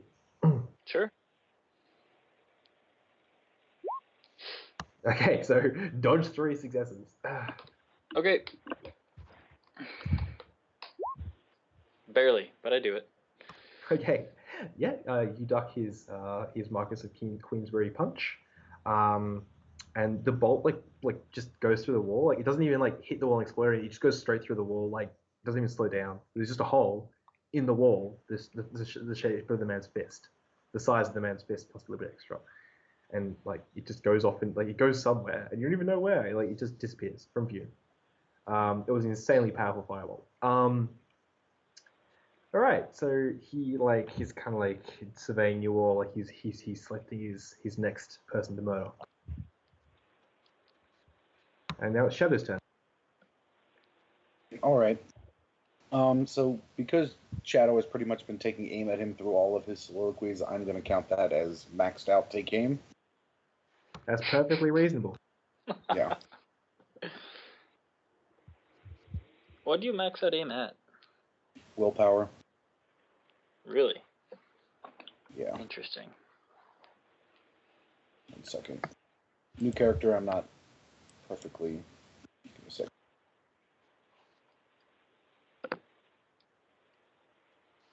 Okay.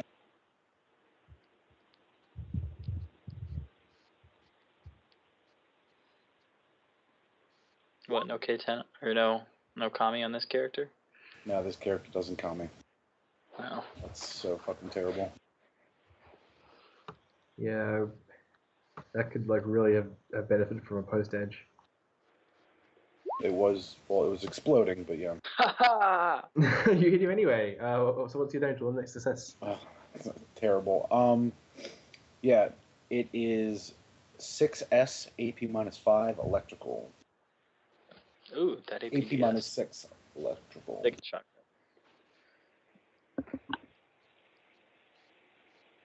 So I know he doesn't get hardened armor against electrical, I believe. I think he gets his hardened armor against everything that is non-magical. Okay. But he doesn't get much of it because of that amount of AP. Nonetheless, he soaks all of it. So you shoot him with electricity, and he winces and like picks the stick and shock off himself, and like, looks at it and just like tosses it away.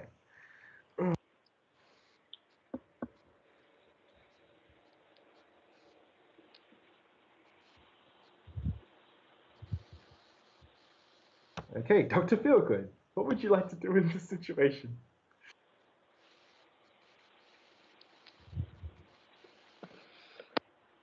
Am I still in the hall with all the You're in the bullshit front. going You're on? standing next to the front door while this shit's going down. Oh, so it's like I'm outside where all the shit's going down, basically.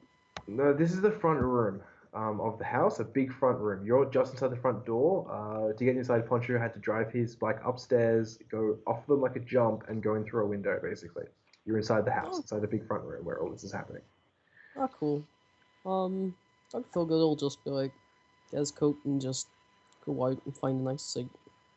Okay, so Dr. Phil is going to retrieve his coat from the far side of the room, where it's on a coat rack, and then leave. Yeah. All right. And then he's gonna go into hot sun, but don't worry about it. Mm-hmm. Okay, so we're back up to the top of the round then, and that's Sakura. The spirit isn't dead, it's just pinned to the wall, right? It's pretty fucked up, but yeah, it's pretty much just pinned to the wall. So he's going to pull out his combat knife and just finish it off if he can.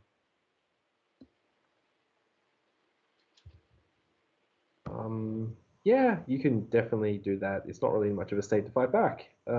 His primary weapon just was disabled.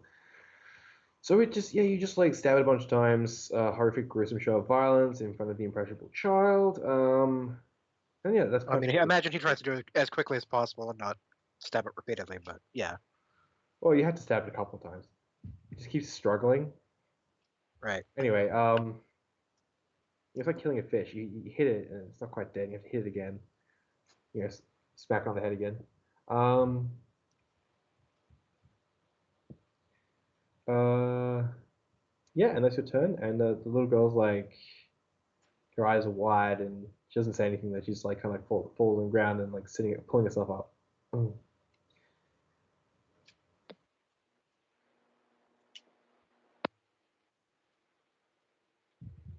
And yeah, that's your turn. That's pretty much. Unless you want to say something or do something else, that's your turn. No, it's not going to say anything at the moment. All right.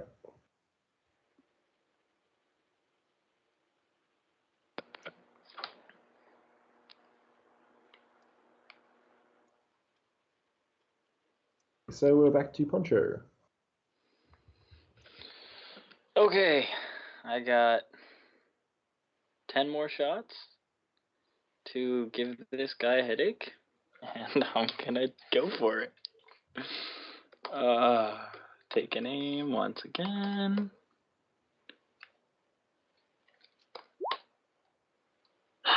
Okay, success.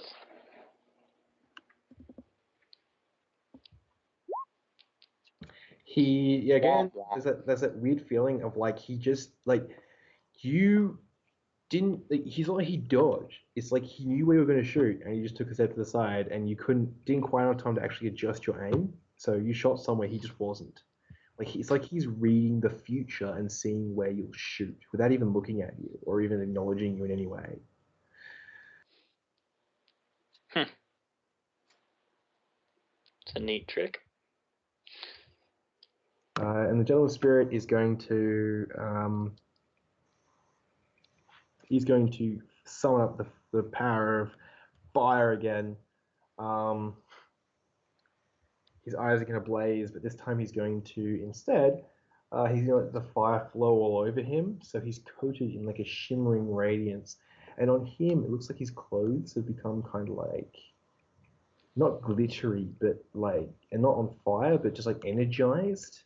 But you can see the heat coming off him, and you can realize that he's like basically turned whatever his clothes in quotation marks are into like fire. They're a flame. And the basically where his hand is gripping Como, and because he's still carrying Como around, like Como's flesh is starting to blacken and char. And that's his turn.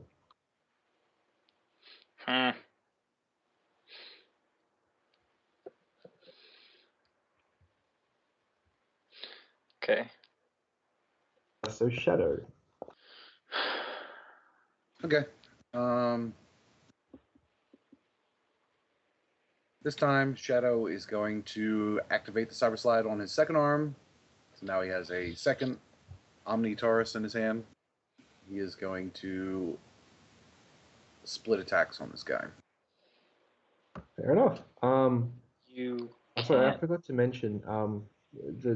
The spirit is going to say as he does this, as long as even if you destroy this body, it doesn't matter. I can come back again and again and again as many times as I need to. Luckily, I don't think you can actually split your dice pool to attack the same target. Actually, that is right.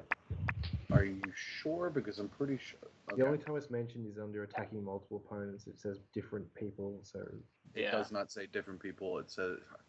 I had this express conversation at length with Kiri months ago, but I won't push the issue. It never says. Where does it say? Where's the sauce? Because this is what I've always thought it was. Give me a second. Okay. So if you can do this, it's a game changer for me too. So wouldn't that make sense? You could attack the same target because you can split your dice pool for making. The only thing it specifies is that if you do it with melee, you have to hit the same target. That is the only thing it specifies. That with melee, you have to hit the same? That you have to with melee. Okay. The other thing I would think is that with two weapons, you would be able to fire on the same target. I know, and that's like logically, it's beyond ridiculous common sense. Yeah, but this is cattle. Also the language.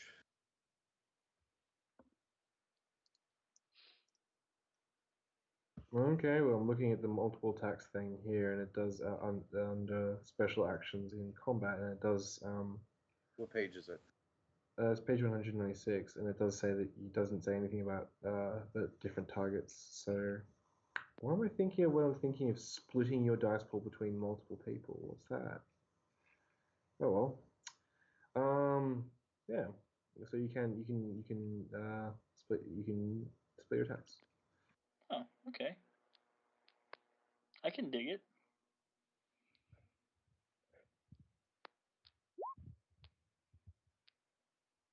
I don't know if you want to resolve that one first completely, or do you want me to roll my second attack? I'd like you to roll your second attack.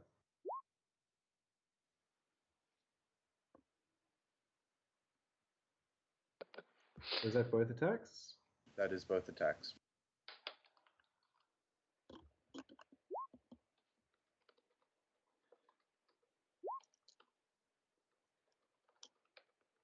Ouch. All right. So he's going to just step past all those sticker shocks. Some of which hit Como and electrocute him, but like Como is probably beyond pain at this point. Honestly, you'd be surprised if the man's still alive.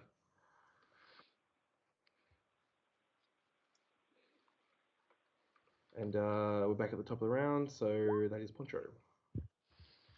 Okay. I just typed this up, but I'll say it now. So Poncho's gonna have spent the past couple seconds firing single shots, going to see Shadow do this, smack himself in the forehead, and then do the same thing. Oh God, why didn't I think of that? That would be so much better. I picture more that he's trying to be careful in aiming, and then he just and then he starts doing that thing that gunfighters do in westerns, where he's like firing each hand, and then like not quite not at the same time, but in sequence, but really quickly in sequence. So he's like using the recovery time from the recoil of one hand to fire with the other hand, sort of thing. Yep. So there's the first one. Oh, I'm pre-edging, by the way. Fair enough. And second one is worse. I should have waited to resolve it. Oh well.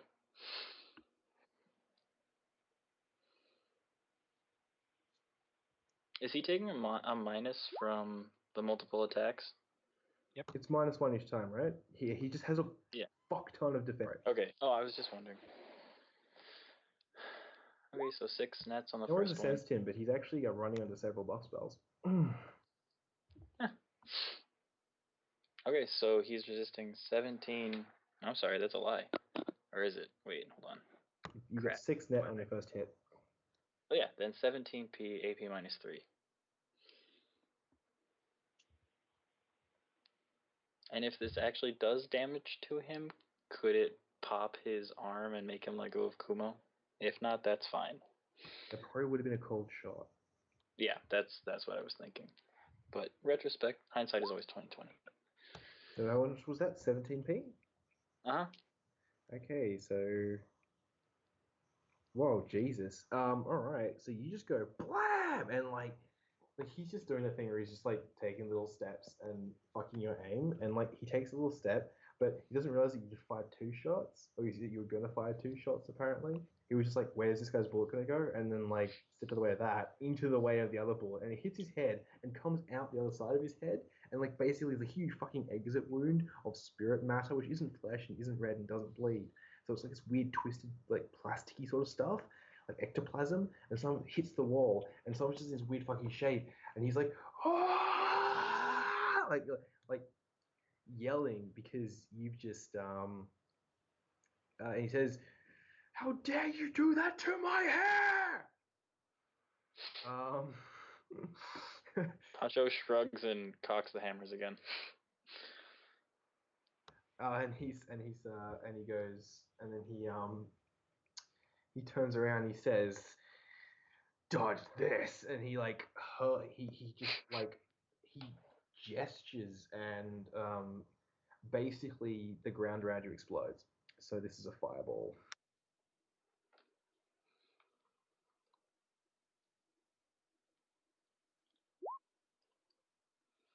Okay, so it goes where he wants, and then there's 1 extra success, and that's a force 9 fireball. Okay, am I rolling my dodge just regular or fireball special? You don't get a dodge because it's an AoE. It's a fireball spell basically. You can run for your life though. Yes, Yeah. You can use a special thing for running gun or run faster. I forget which. Called run for your life. Okay. Which I don't know how that works. Then I will. What run for life is what? Lose 5 and then dive somewhere? Does anyone know how this works? Run for your You life. can find it. Yeah. Spend a point of edge. I think you take an initiative modifier, and you have to move like 5 meters or something like that. Yeah. Well, honestly, it's 10p minus 9. So you decide if you want to do the spend the edge and move the other way, or try to tank it. Oh yeah, 10p minus 9. That seems funny story. Poncho's not a tank. Funny story. Okay. Yeah, maybe run for your life then. Yeah, let me just Plus, make it's more sure cinematic. If your Yeah. poncho's like trailing bravely in the air. Run for your life. Unfortunately, this Search faster. not great because I decided anyway. Go on. Interrupt action, -5 initiative. You make an interrupt action to flee, choose a direction to move, and use any available movement to move away from the incoming attack. Poncho has not moved, really. He's probably like shifted a couple steps. Yep, I'd say so with his movement that he has remaining, he can easily get out of the way. Okay, cool. He'll do like a Are you somersault going left sort of at towards the piano, or are you going right towards? Sorry, are you going right towards the piano, or left towards the sitting room area? Or are you going Whichever. forward towards the spirit? I do have swords. No, I'm not that dumb. If I go right, will I still be able to form a crossfire with Shadow? Sorta. If you go right or left, you do have a worse line of sight on the spirit, and he could break it by moving back. If you go forwards, you're much closer to him, but you will also pretty much he's not going to be able to get out of your line of sight very easily. I move forward. All right. So you like forward roll under his blast of flame, which roasty toasts the area you're in, and come up like kind of crouching with your guns pointed at him from like basically point blank range. Mm-hmm. And you lose 5 initiative. Yep. So I'm at 1. Oh Lord. Oh, he's gonna get to go before me, but Shadow before him. Huh? Shadow's turn. Okay. Shadow is going to do what he did again, because hopefully he can hurt him. He's down to 15 d6 dodge dice. You guys have shot the fuck out of him. Running single guys against groups of PCs is so difficult. I mean, to be fair, it's a great form spirit.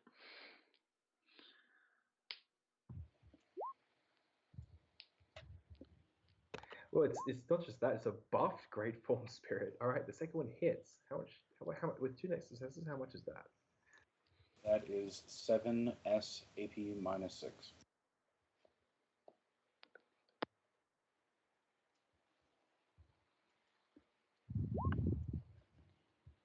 Okay. Unfortunately, he does soak that because he gets 1 extra hit from his hardened armor, even though it's reduced by 6. 1 automatic hit rather, because he has 3 hardened armor left. Yeah. So again, like the stun things don't really seem to bother him. Though they might be bothering Komo. He might still be alive. But his defense has indeed been reduced.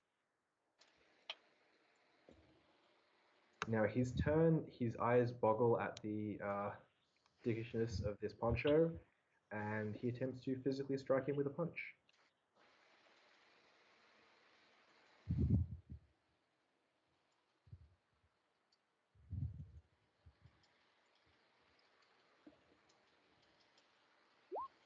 That's 7 successes. I would recommend not being hit.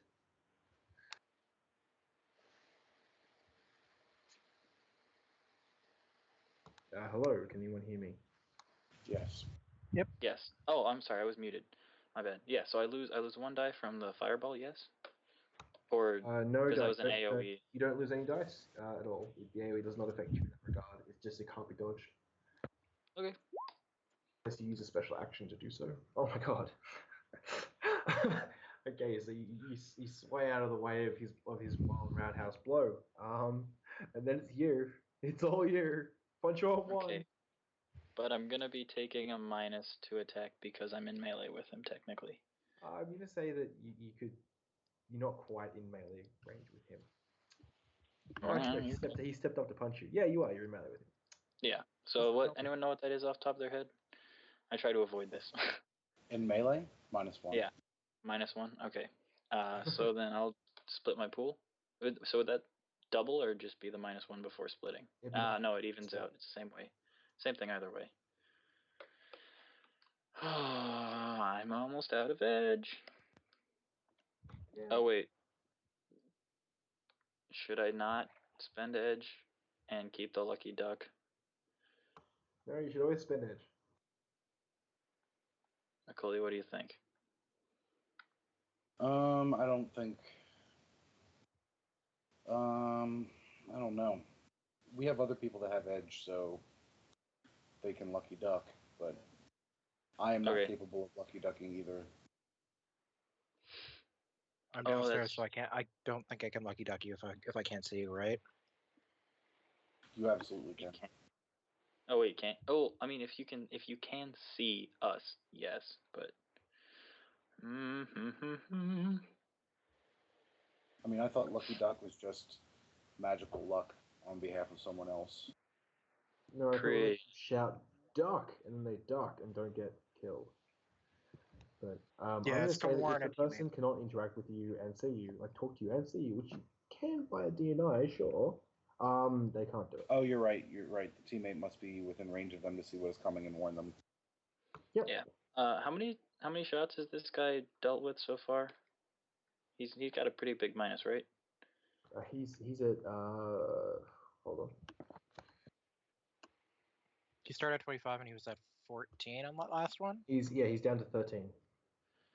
Okay, then I'm just going to shoot him with one revolver because I want to save. that edge. Bullet. All right.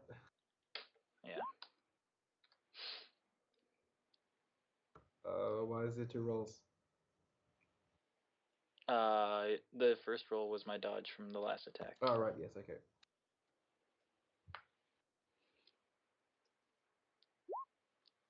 Okay. What's with 4 net successes? 15 PAP -3. Jesus Christ, your guns hurt.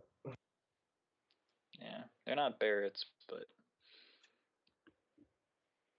if you hit someone enough.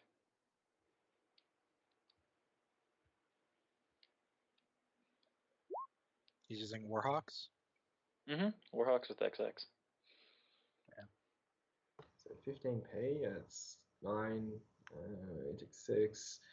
Holy shit. You shoot him through the chest and he stays. Wait. Did I say -6 for the AP? Oh, I thought you said -3. No, I did say -3. It's supposed to be -3. Yep. Sorry. Okay, I'm sorry. I thought I heard a 6. The 6 was his. Anyway. Okay. Oh, right. Yeah, I'm just counting out loud. That thing. Bad at it. Yeah, he staggers back. You just shot him and it did damage, and he like looks down at like the wound like in his chest, which is like slowly closing into a twisted mass of flesh, and he says, "You." And at that moment, I'm gonna smile at him and make a buzzing sound.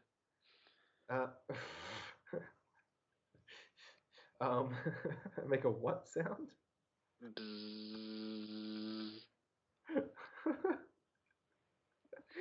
Okay. But anyway, at that moment, Como is going to spend his edge to Dead Man's Trigger a attack. Because no, don't be dead. Yes. Rat bastard. Well, basically, how dare he die? This guy who's like had half his neck burnt through, who is like just had the shit kicked out of him in every single way, like raises his arm with like the jerky kind of movements of someone who's on like full strength pain trauma dampers and pain editor. Points his like kind of arm at the head of the guy holding him, and out of his hand is coming a shotgun barrel. And he says something in Japanese, which is along the lines of "Come to hell with me, you bastard," and attempts to kill him.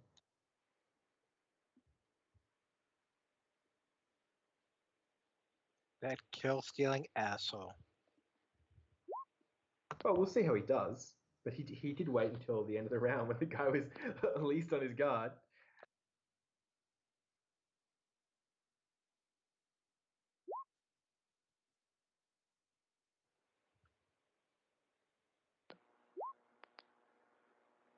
Okay. Basically, the shots like rip into the gentleman, and he drops Como and falls on his hands and knees, and then he's like, no, and like starts pulling himself back to his feet like really slowly and obviously painfully, and he's like, I cannot lose. I'd like everyone to roll initiative for the new round, please. And Como drops like a boneless bundle. He looks like he's dead.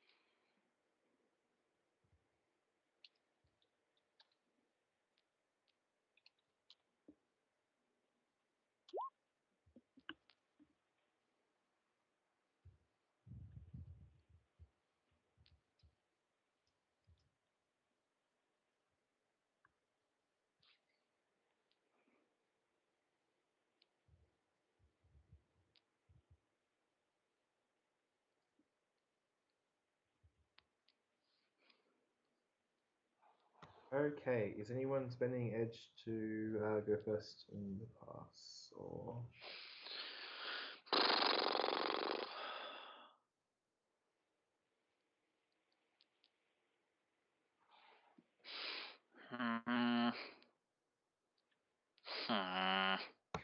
Does their defense refresh at the top of the combat turn, or at then their first turn in the combat turn? Top of the combat turn. Yeah. Yeah, no, I don't think it's efficient to try to seize. It's cinematic though. What if you killed him right now? That'd be awesome. It would be awesome. He has taken, I'll tell you this, he's taken a fuck ton of damage. His condition monitor is just also huge.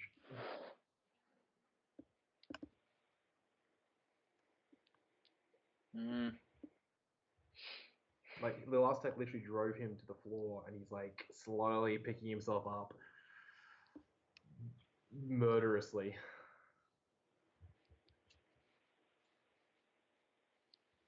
No, we gotta whittle him down. Stick to the plan. Okay, his turn. He picks him off the ground, and like he just like looks around the room.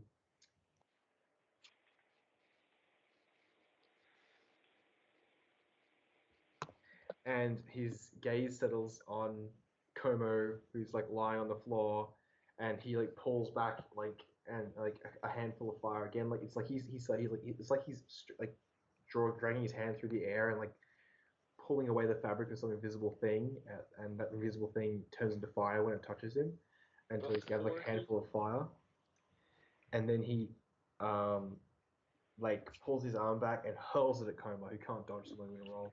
And before he throws it, can I yell at him, how do you like that sting? You can. Okay. You can even roll to make him care about that.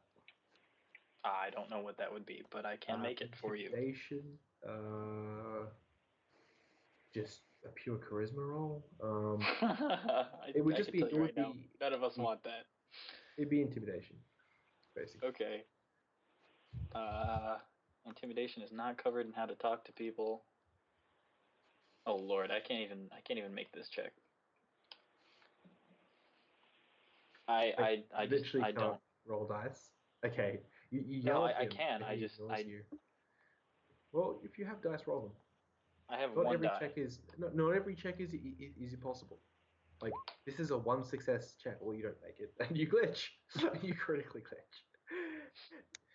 So he like looks at you with cold disdain as he hurls. Nope, I'm post pre-edging it. Oh, okay. I don't want this guy to die. Holy shit! All right. Right, Shadow, we can't die. Don't get hit. Okay, so yeah, you say, how do you like that? And he looks at you and he says,